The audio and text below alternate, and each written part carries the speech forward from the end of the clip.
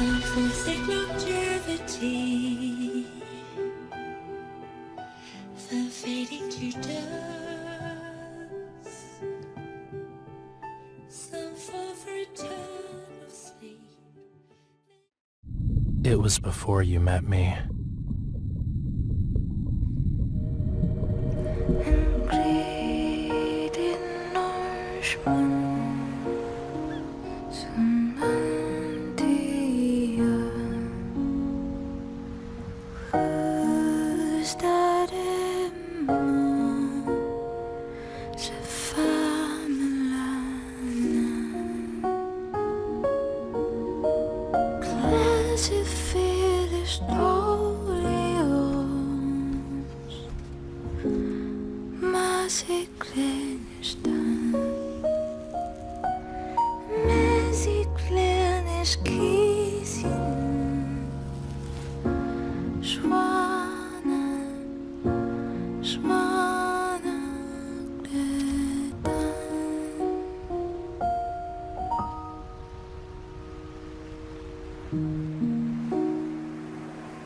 This is a story you've forgotten.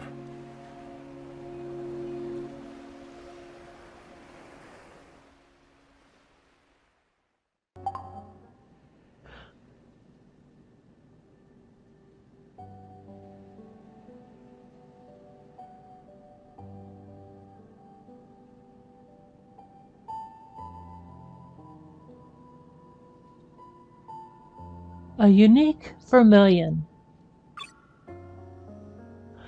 Thomas's art exhibition begins in a week. Raphael's art covers almost all of the walls except for one. Thomas announced that, on the opening day, Raphael's magnum opus would be there. However, until then, no one can see it, not even his sponsors. Of course, only Thomas knows that Raphael's magnum opus is still... He finally finds Raphael in the storage room after running around for a long time. Thomas stops to catch his breath. He wipes the sweat off his forehead with one hand, and airs himself with his collar. "You're here. Not going to take a bath today?" Raphael doesn't spare Thomas a glance, his eyes focused on the building in front of him. It's a fortress made from thousands of identical pieces of fish bone, each tower a different height. "I knew you'd bother me, so I locked the bathroom door from the inside, but then I forgot to go in."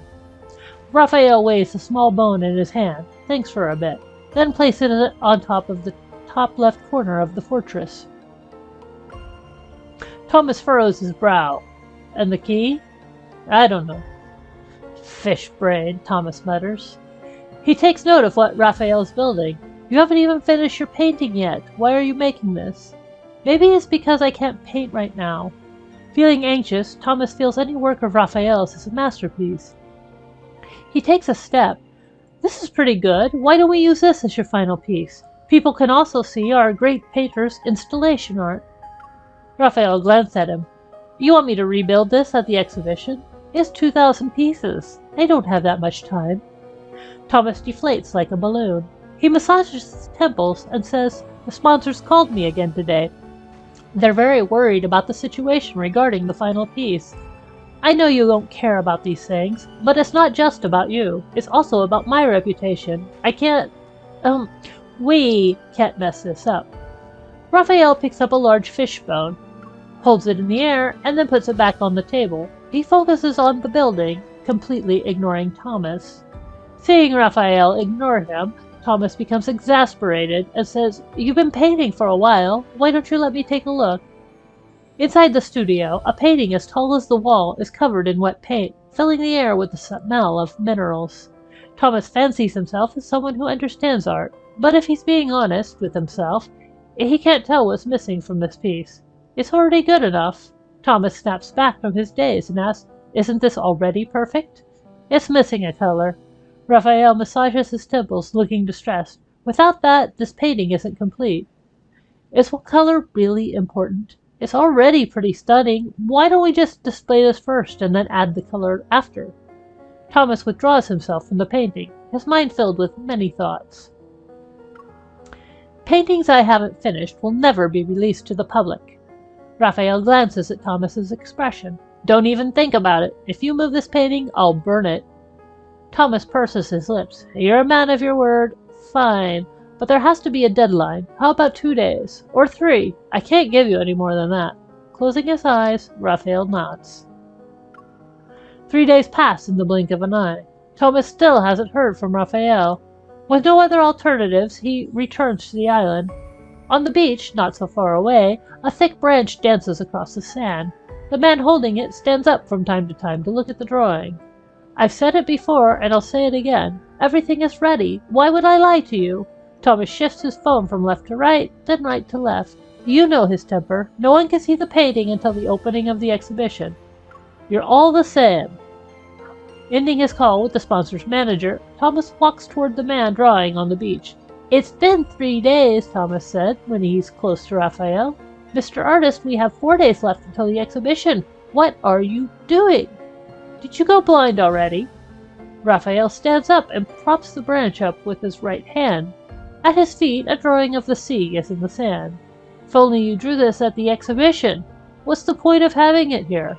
After admiring his work, Thomas quickly asks, Did you find that color?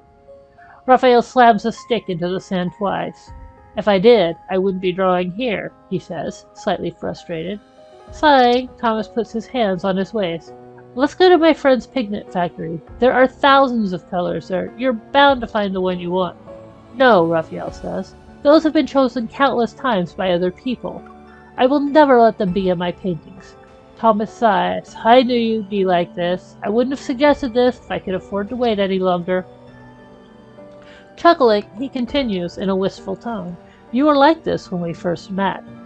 Looking up at the endless blue sea, Thomas closes his eyes. I remember back then. I compared myself to you. Thomas recalls that time when he was still passionate about art. At a charity event, his painting just so happened to be displayed alongside Raphael's. Thomas had heard of Raphael before. He thought he stood a chance against him. If his painting sold for a price higher than Raphael's, then he would become famous overnight. With that thought, Thomas went to the exhibit early. This time, their works were quite similar in tone. Comparing the two, he noticed Raphael's was more unique, yet he didn't want to admit it. Thomas always thought his work was better than anyone else's. But those who approached the two paintings only admired Raphael's and ignored Thomas's. Thomas reassured himself. These people only cared about Raphael's name. They didn't know anything about the true meaning of art. Nearing the end of the exhibit, an old man approached the paintings. Thomas recognized this old man as a famous art collector. Finally, someone who knew art. When the old man stopped in front of the two paintings, his eyes looked only at Raphael's piece. Such a passionate color. Only Mr. Raphael could convey emotions like this. Thomas was consumed by jealousy. Mr. Thomas's painting is pretty good too, right? The old man took his glasses off. He glanced at Thomas's painting, waved his hand, and said, The red's off. Thomas's painting wasn't sold for a good price that night. It was the same night he decided to let himself visit Raphael. Raphael only let him in when he heard Thomas was also an artist. That was the first time Thomas met him. Thomas wanted to have an artistic discussion with Raphael about colors, but Raphael didn't seem interested. He just sat at his desk, mixing colors in paper cups. Thomas asked if he knew his painting sold at a high price. Without lifting his head, Raphael asked, Which one? The one at the charity event. Oh. At his lukewarm response, Thomas was confused. Do you not want to know how much you sold it for? As long as it benefits the charity, I don't care how much money it makes. Raphael said, and then mumbled about the paint lacking something. He picked up his brush and looked for some color on his palette. Recalling the old man's critique, Thomas asked, What brand of paint do you use? As if he had never heard of that word before, Raphael finally looked up at Thomas. Brand? Worried that Raphael wouldn't tell him, Thomas decided to lay out his choice of paints first. Madeline, Bailey, Curio? Those are the brands I use. I'll trade some with you. Raphael stirred the contents of the paper cup with a small brush. It took him a while to say, Thanks, but I can make it myself. Thomas took a deep breath. Is this the attitude of a famous artist? How did you make the red in your painting then, he asked. Raphael made a line on a piece of paper with the paint from the paper cup. Satisfied, he looked up at Thomas again. Are you here because you want to learn from me? Hearing this, Thomas felt a little irritated, but he knew that to learn the truth, he had to let go of his pride. If you tell me, I'll make you even more famous. Raphael took the paint he mixed to his canvas. I don't paint for fame. Thomas returned to the present, opening his eyes to gaze at how the waves lapped the sand. He feels sentimental. After that, I studied business to become your manager. To be honest with you, I was stunned the first time I saw your work. I couldn't believe that someone as talented as you existed. So, I believe in your talent. You wouldn't be stopped by artist's block. Turning back, Thomas's words stop in his throat.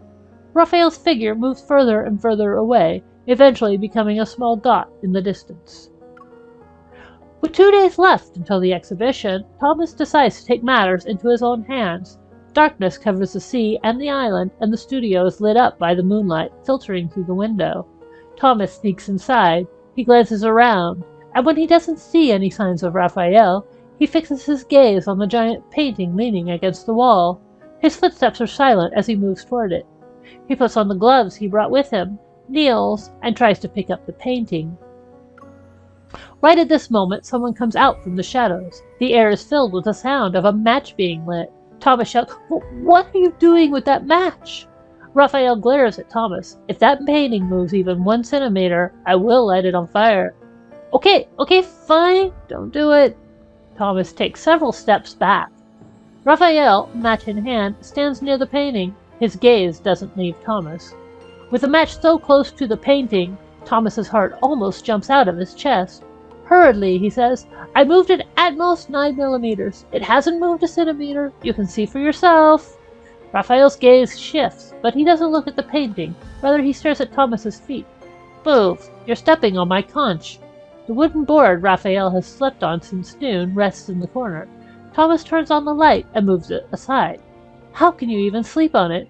Are you seriously doing this just so you can guard your painting?" The lights flicker on. Thomas notices what Raphael's holding, a conch he's never seen before.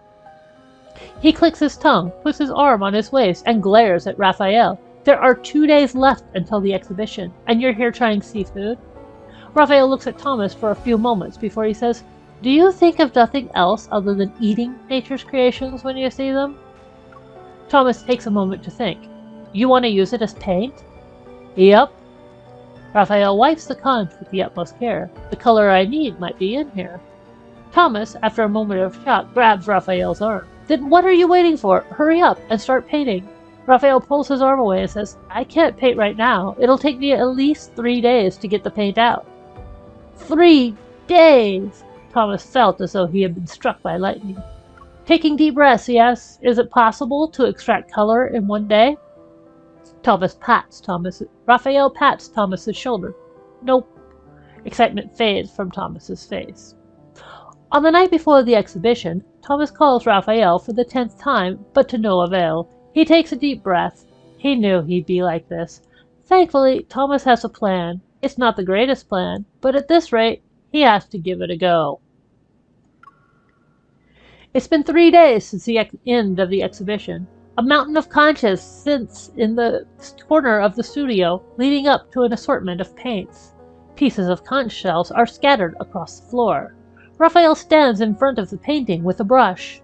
In his left hand, a roughly thumb-sized splotch of color stands out among his colorful palette. Thomas drifts into Raphael's studio with a smile. He sits at the coffee table and pours himself a cup of coffee. Glancing at Raphael, he says, still smiling, "You don't need to keep painting. The exhibition is over." Raphael doesn't turn around. He drags his brush across the painting. "I hung a frame on the wall, gave it a strange name, and called it a day. Everyone who came said it was the pinnacle of art. Who knew that a magnum opus could be so easily replaced with a frame? Maybe I still have some artistic talent in me." Seeing Raphael ignoring him, Thomas's excitement fades. Putting down his coffee, Thomas goes up to Raphael and looks at his painting. There are a few more touches of reddish purple in Raphael's painting. It's the same bright color that's on his palette. Thomas furrows his brow. "Is this the color you've been looking for?" "Yes," Raphael replies. Thomas takes a step back to take in the whole painting. Then he moves closer. "I can't tell the difference between this and the claret violet from the factories." Raphael looks at him, speechless. Thomas glances at the conch shells nearby and asks, "Did you extract the color from those?" "Yeah, it's called Tyrian purple. It took 10,000 conches to get 1 gram. It's a completely different color from claret violet. You can't tell the difference, Mr. Manager?" Thomas scratches his head. "Tyrian purple, right. I know. Decades of art history have long since faded from Thomas's mind, but he vaguely remembers that Tyrian purple is a shade more precious than gold, used only by ancient royal families. "But this color isn't rare anymore," Thomas said. "After all, technology is so advanced now." "It is rare, though." Raphael dabs his paintbrush and paints another stroke onto the painting. "Do you remember the vermilion you were looking for so many years ago?" Thomas doesn't turn around. "It's been so many years. I gave up looking for it. Besides, no matter how much I tried, I could never mix color as great as yours." He snorts. "A unique vermilion. Does that even exist?" "Of course it does," Raphael says. "Vermilion is a super rare color in ancient times. You should know." "Well, yes, because the process back then wasn't as developed, and they didn't have the technology. They could only use bugs to make that color, so they need to take into account the cost of catching them and storing the materials. It's a very expensive process, so of course it was rare." Thomas continues to calculate the total cost. "It being labor-intensive is one thing, but that's not the reason it's rare." Adding another stroke to the painting, Raphael continues, "An insect can only give so much red to a painter's work. The vermilion nowadays can be easily synthesized with chemicals." Thomas doesn't understand Raphael's point. "Isn't that great, though? More people can paint now. More paintings have the same pigment, made at some factory at the same time with the same chemicals and formulas." Raphael says, "No matter how much these people mix or tweak their pigments, they will always be confined to a set of rules. The color they make no longer comes from a unique bug, just like how claret violet doesn't come from a unique conch." With that, Thomas finally understands. The works of the painters in the days of yore are priceless because of the scarcity of their paintings. No one can reproduce their works, which makes them unique. There's nothing more precious than being one of a kind in this world. The same goes for color. With the last smear of Tyrian purple, Raphael puts away his brush and looks at Thomas. "This is the unique color I found." Thomas is dumbfounded. He looks back at Raphael's painting, Tyrian purple and all, and it does seem a little different. Thomas can't tell exactly what had changed, but he knows that this will be one of the most precious paintings in the world. A few months later, Raphael's painting is displayed in a grand exhibition. A young and aspiring artist stands in front of the artwork and sneers. "They say the most fantastical part of this piece is the reddish purple, but I don't see the difference between this one and the one I mix with normal paints." After sending a businessman away with a smile, Thomas frowns. He walks up to the painter, straightens his posture, and says, "Let me tell you, sir, this painting before you, with that reddish purple, is painted by the one and only Mr. Raphael. He extracted this unique color from 10,000 conches, completely different from the manufactured one in your painting.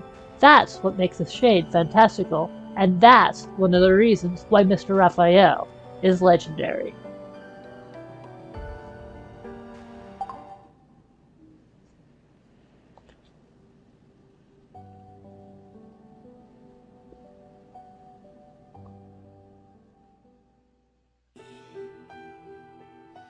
The fading to dark.